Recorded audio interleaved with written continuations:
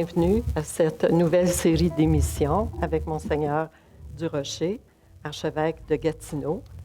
En fin de semaine, il développe le thème « Appelé par mon nom, envoyé en son nom ».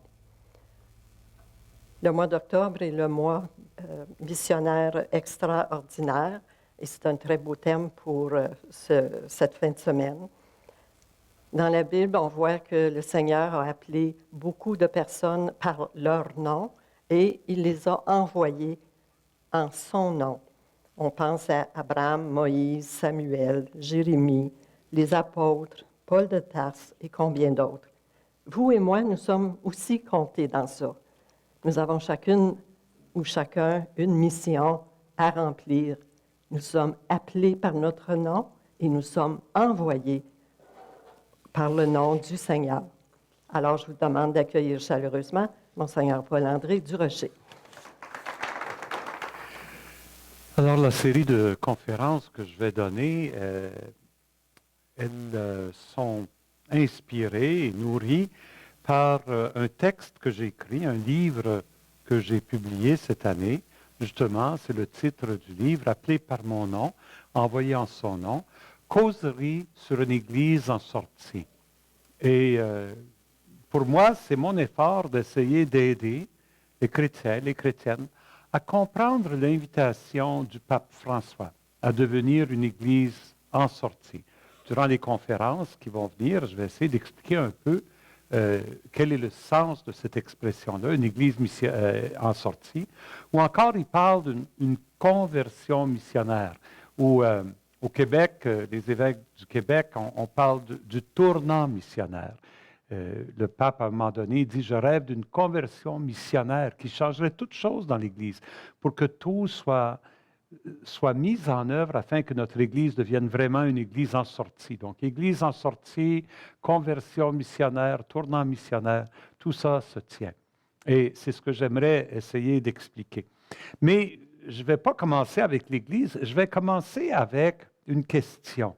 Une question qui se pose depuis des décennies au Québec, en Ontario, au Canada, dans diverses parties du monde. À quel âge on devrait célébrer la confirmation? Moi, quand j'étais jeune, la confirmation à Timmins, où j'ai grandi, était en 3e année.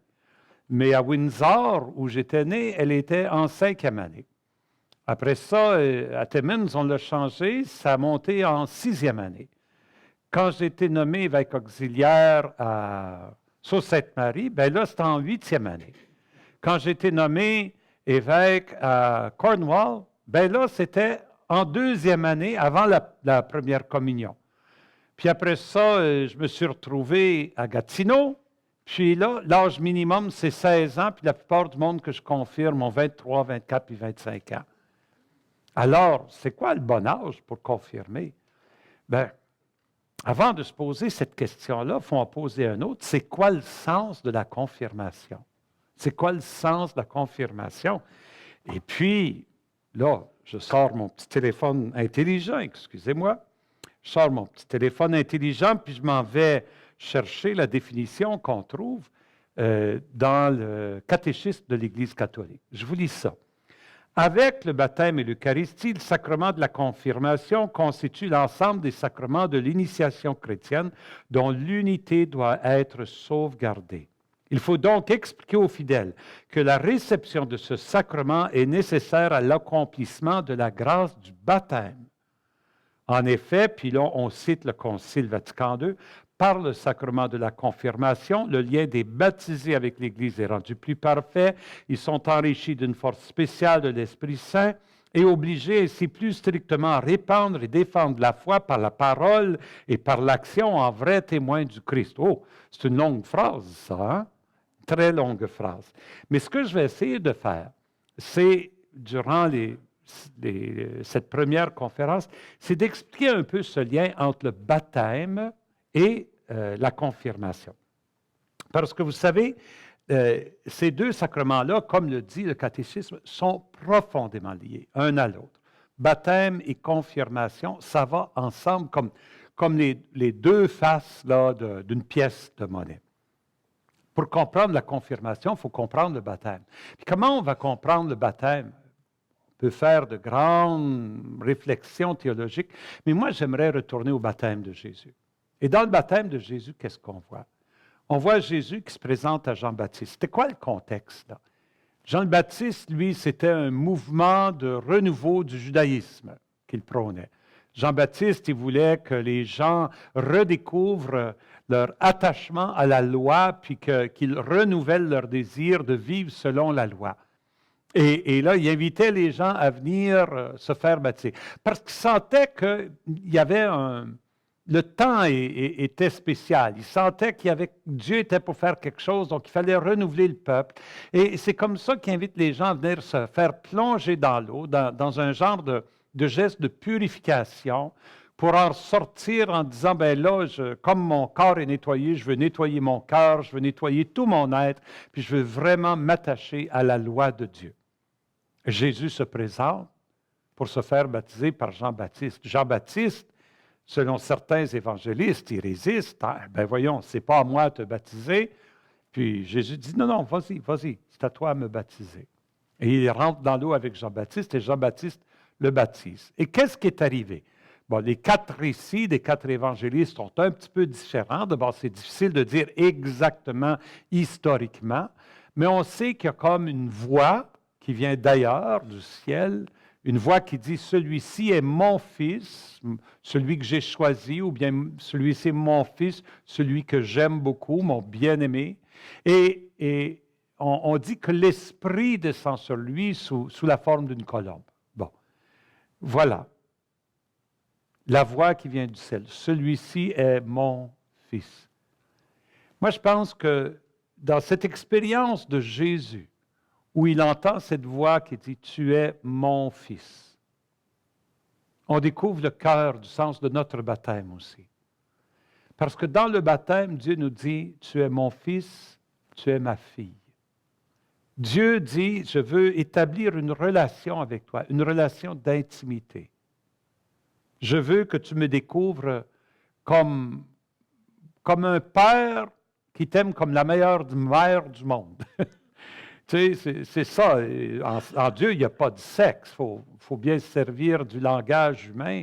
Mais l'important, c'est de saisir que Dieu est plus proche de nous. Et comme il est à la source de notre vie, puis il veut entrer en relation avec nous.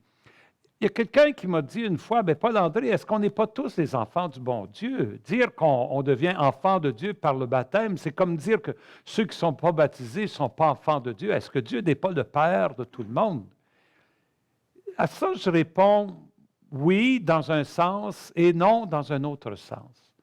Parce que, vous voyez, être père ou être mère, il y a 2 sens à ce mot-là, à ces mots-là. On peut être père ou mère biologique parce qu'on est à la source de la vie de quelqu'un. Hein, un homme, une femme se rencontrent, ils ont une relation sexuelle, la femme devient enceinte, un enfant naît. L'homme et la femme sont le père et la mère de cet enfant-là. Au niveau biologique, c'est clair. Au niveau physique, ils sont à la source de la vie de cet enfant-là. Mais parfois, le lien affectif, le lien relationnel ne s'établit pas, pour quelque raison que ce soit. Et l'enfant, il va être élevé par quelqu'un d'autre. Quelqu'un peut-être un homme et une femme, qu'il va apprendre à appeler papa et maman. Il va être adopté. Il va apprendre à grandir dans cette relation-là. Et cet homme, cette femme vont devenir ses parents dans le sens plénier du mot, même s'ils ne sont pas à l'origine de sa vie. C'est dans ce sens-là qu'il y a 2 sens au mot père ou mère. Le sens biologique, mais le deuxième sens, un sens relationnel. Donc, au niveau du sens, on pourrait dire biologique. Dieu est le Père de tous les humains, parce que Dieu est à l'origine de la vie de chaque être humain. Chaque homme, chaque femme trouve la source de sa vie parce que Dieu est créateur et toute la création jaillit du désir de Dieu. Alors, on est tous des enfants de Dieu de cette façon-là. Mais Dieu, ce n'est pas assez pour lui d'être à l'origine de notre vie. Dieu veut être impliqué dans notre vie. Dieu veut faire partie de notre vie. Il veut qu'on apprenne à le connaître et à entrer en relation avec lui, à découvrir son amour pour nous. Il veut devenir notre Père affectif, notre Père relationnel. Et c'est ça ce qui arrive dans le baptême. Dans le baptême, c'est Dieu qui dit, « Tu es mon fils, tu es ma fille ». Parce que le baptême, Saint Paul nous dit, par le baptême, nous sommes unis à Jésus. Avec Jésus, nous sommes plongés dans la mort pour ressusciter avec lui à une vie nouvelle, de sorte qu'on devient comme les frères et les sœurs adoptifs de Jésus. Jésus nous adopte comme ses frères et ses sœurs. Il nous fait entrer dans sa relation d'amour avec le Père. C'est ça ce qui est extraordinaire. C'est que si on entre dans cette relation avec le Père, c'est parce qu'on devient uni au Fils, qui est le Fils éternel du Père, et qui est capable d'accomplir ce miracle-là, de prendre des humains puis de les faire rentrer dans une relation divine. Bien, c'est l'Esprit. Parce que dans le baptême, l'Esprit nous est donné. Comme l'Esprit est descendu sur Jésus à son baptême, l'Esprit nous est donné. Nous sommes baptisés au nom du Père, du Fils et du Saint-Esprit. On dit que nous devenons enfants de Dieu, mais il faut dire que c'est un potentiel qui nous est donné de devenir enfants de Dieu. C'est comme le début, c'est comme une semence. Cette semence-là est appelée à grandir. Cette semence est appelée à fleurir, à porter des fruits. Au moment du baptême, ce n'est pas tout réalisé. C'est pour ça qu'on dit que dans le vieux langage qu'on avait autrefois, que c'est comme un sceau qui est imprimé en nous. C'est un caractère, c'est une possibilité nouvelle qui nous est donnée. Une possibilité nouvelle d'entrer dans cette relation-là d'amour avec le Père, dans le Fils, grâce à son Esprit. Cette possibilité-là, il va falloir qu'elle se développe tout au long de notre vie. Mais toujours Dieu, lui, il va nous aider par son Esprit à grandir dans cette relation-là. Je vais regarder ça un petit peu avec vous, mais fondamentalement, le pape Jean-Paul II a dit, dans le baptême, ce qu'on est appelé à faire, c'est d'apprendre à connaître Jésus, à aimer Jésus et à imiter Jésus. C'est les trois dimensions de la vie chrétienne, de la vie baptismale qui doit fleurir en nous. Comment est-ce qu'on peut connaître Jésus? Comment est-ce qu'on peut aimer? Comment est-ce qu'on peut aimer Jésus, oui, le connaître, l'aimer et l'imiter. Et en faisant ça, nous entrons dans cette vie trinitaire avec le Père dans l'Esprit. C'est le défi qui est le nôtre. Donc, nous sommes appelés par notre nom. C'est pour ça, dans le baptême, nous recevons le nom. Hein? Quand quelqu'un nous appelle par notre nom, on se tourne de bord. Hein? Si quelqu'un dit « Hey, Paul-André », là, je me tourne de bord. Parce que mon nom, c'est moi. Dieu, il connaît notre nom. Il nous appelle. Il nous appelle à nous engager sur un chemin. Et quelqu'un me faisait remarquer qu'un papa qui veut apprendre à son enfant à marcher, comment il fait ça? Il se place devant l'enfant là, qui titube, puis il dit « Viens vers moi, viens vers moi ». Puis en l'appelant, l'enfant, il ose s'avancer, il commence à marcher. De la même façon, Dieu nous appelle par notre nom. Il dit « Viens, viens, viens ». La signification profonde est celle qu'on trouve en Romains 6, où Paul, en fait, nous renvoie à la mort et à la résurrection de Jésus. Être baptisé, c'est mourir et ressusciter avec Jésus. Quand on te plonge dans l'eau, eh bien, ça veut dire que tu meurs. Ton ancienne vie est enterrée. Et dans le sépulcre, tout est fini. Et quand on t'enlève de l'eau, ça veut dire que tu es ressuscité, tu commences à vivre une vie nouvelle avec Dieu. C'est ça, en fait, la signification du baptême chrétien. Des marguerites, qu'est-ce que vous faites? Ça pose problème. Et donc, la notion de don de l'Esprit Saint et fruit de l'Esprit Saint ces deux notions viennent mettre une cohérence dans la volonté de Dieu. On reçoit des dons de l'Esprit Saint, mais ces dons sont appelés à produire en nous et autour de nous quelque chose qui fasse que l'on soit reconnaissable aux fruits que nous produisons. Parce qu'on peut connaître, par exemple, je peux être un fanatique de Napoléon Bonaparte. Je connais un gars, lui, c'était son idole, et puis il lisait tout ce qu'il pouvait lire sur Napoléon, puis il a fait des cours sur Napoléon, tout ça. Mais il ne va jamais aimer Napoléon. Il n'y aura jamais de relation avec Napoléon. De la même façon, on peut dire que les musulmans, qui se disent des bons disciples, qui suivent l'enseignement de Mahomet, ils n'ont pas une relation avec Mahomet. Les Juifs n'ont pas une relation avec Moïse. Les bouddhistes n'ont pas de relation avec le Bouddha. Nous, c'est ce qui est unique au christianisme. On est appelé à avoir une relation avec notre fondateur, qu'on dit qu'il a vécu il y a 2000 ans, il a marché sur la terre il y a 2000 ans. Mais comment on peut avoir cette relation-là? Premièrement, parce qu'il est ressuscité, il est toujours vivant. Et deuxièmement, à cause de son esprit. C'est dans son esprit qu'on apprend à l'aimer. Et comment est-ce qu'on grandit dans cet amour-là du Seigneur? C'est par la prière individuelle, la prière communautaire. C'est pour ça qu'on prend le temps de s'arrêter, de faire silence, de faire un espace où je peux simplement être présent à Jésus qui est présent à moi. On peut se servir de paroles, on peut se servir de gestes, mais il s'agit d'abord d'être tout simplement présent, conscient que Dieu, il est là près de nous. Déjà, ça c'est extraordinaire. Être présent, c'est tellement riche. Être présent, ça ne veut pas juste dire être là en même temps que quelqu'un d'autre. Je suis certain que ça vous est déjà arrivé d'être, je ne sais pas, moi, quand vous étiez étudiant dans un cours ou bien à l'ouvrage, vous êtes là, mais votre tête est ailleurs. Vous n'êtes pas présent à ce moment-là. Vous êtes là, mais vous n'êtes pas présent. Aimer Jésus, c'est apprendre à être présent à lui. Il est présent en nous. C'est nous qui passons notre journée sans être conscients de sa présence, sans prendre le temps d'être présent à lui. Bon. Et cette présence-là, on la développe individuellement, mais on la développe en communauté. Et il nous a donné ce grand signe de l'Eucharistie en particulier. Tous les sacrements, la liturgie, sont des façons pour nous, en communauté, de nous retrouver ensemble. Et ensemble, à travers les gestes de la liturgie, à travers les paroles de la liturgie, de développer cette relation-là amoureuse avec Jésus, de sorte qu'il devient vraiment vivant pour nous.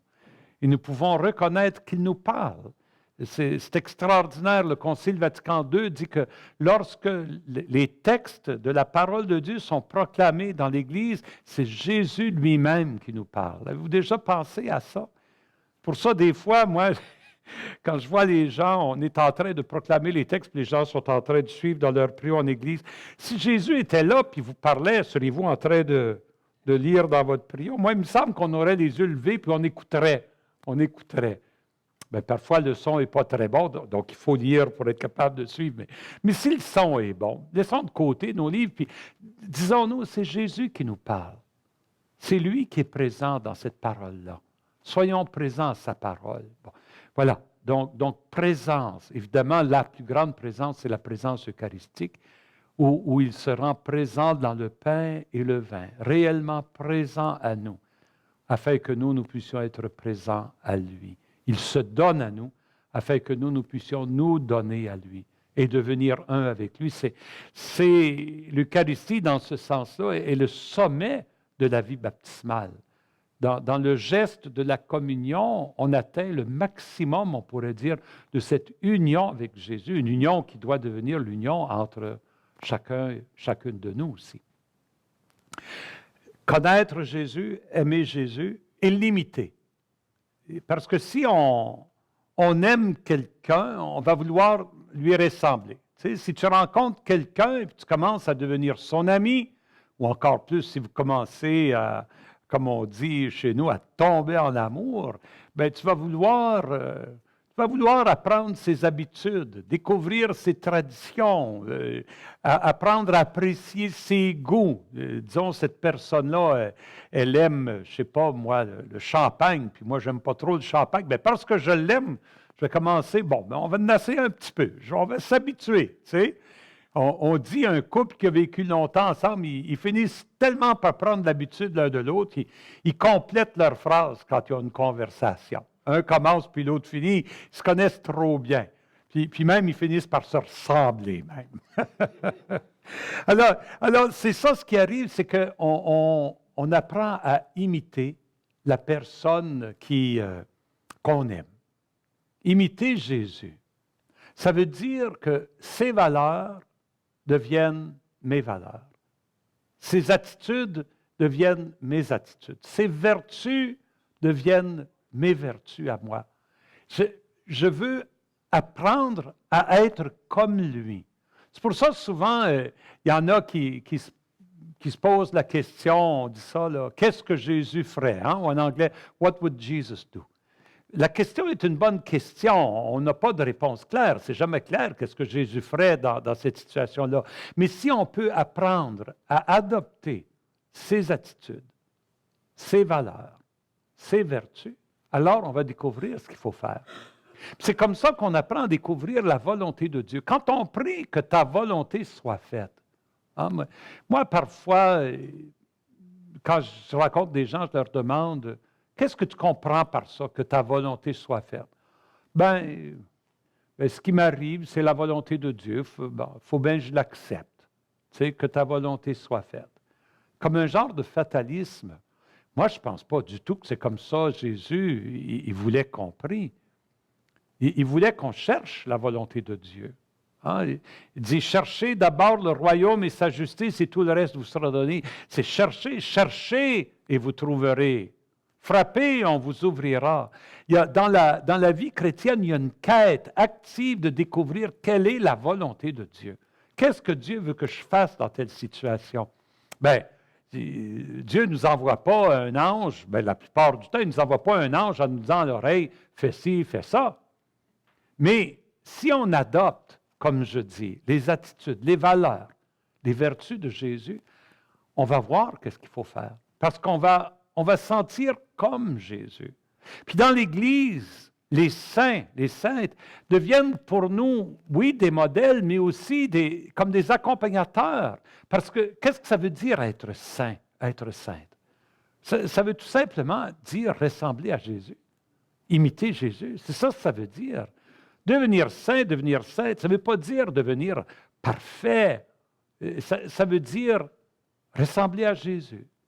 Jésus était doux, moi je suis doux. Jésus était patient, moi je suis patient. Jésus dénonçait le mal, je dénonce le mal. Jésus aimait tout le monde également, moi je vais aimer tout le monde également. Jésus pardonnait, moi je vais pardonner moi aussi. C'est ça que ça veut dire imiter Jésus.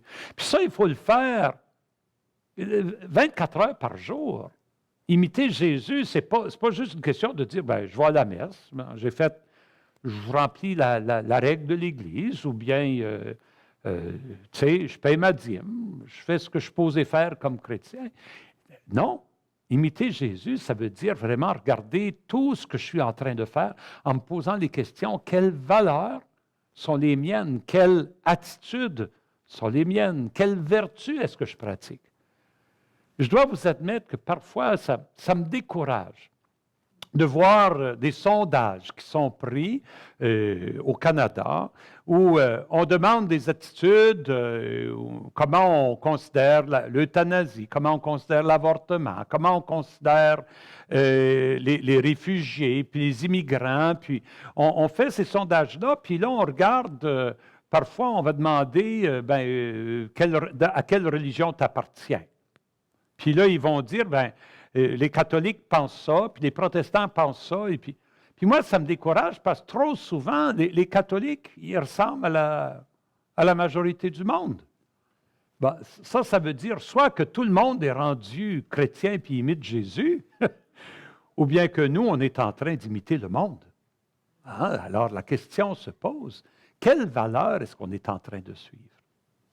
quelles vertus on est en train d'adopter, quelles attitudes sont nos attitudes de base. Et notre pape François dérange beaucoup parce que ses attitudes sont vraiment ancrées dans l'Évangile. Il nous le rappelle, puis ça vient nous demander où sont nos valeurs puis nos vertus à nous. C'est une bonne question, mais c'est ça veut dire imiter Jésus. Donc, vivre le baptême, ça veut dire apprendre à connaître Jésus, à aimer Jésus et à imiter Jésus. Et c'est ça, mes 3 petites flèches là, dans mon cercle, le cercle intérieur, là, Jésus est là et puis on s'approche de lui en apprenant sa parole, en aimant en communauté, puis en grandissant en intimité avec lui. C'est ainsi que le baptême fleurit en nous. Donc, comprenez-vous, le baptême, c'est comme un projet.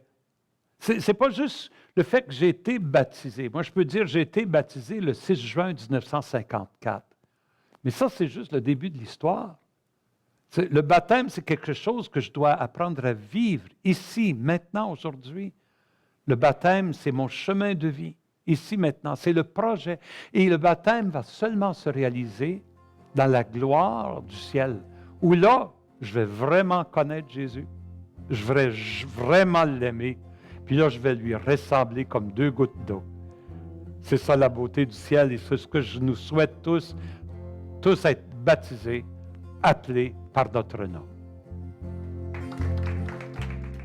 Par l'Esprit, pas juste poussé parce que ce que moi je veux, mais cherchant à voir ce que Dieu veut pour moi, pour ma vie de chaque jour. Seigneur Jésus, on dit qu'il est le chemin, la vérité et la vie.